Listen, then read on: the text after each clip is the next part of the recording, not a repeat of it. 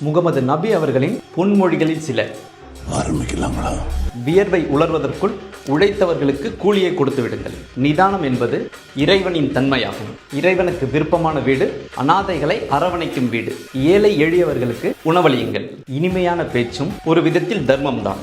ஏழைகளின் கண்ணீர் கூரிய வாளுக்கு ஒப்பாகும். எளிமையும் மரியாதையும் உயர்ந்த பண்புகள்.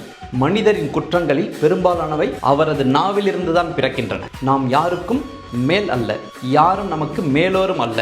மற்றவர்களின் மனதை ஒருபோதும் புண்படுத்தாதீர்கள். பெற்றோருக்கு என்றும் பெருமதிப்பு கொடுங்கள். செயல்கள் அனைத்தும் எண்ணங்களை பொறுத்தே அமைகின்றன. சென்றதை நினைத்து மனம் வருந்தாதீர்கள்.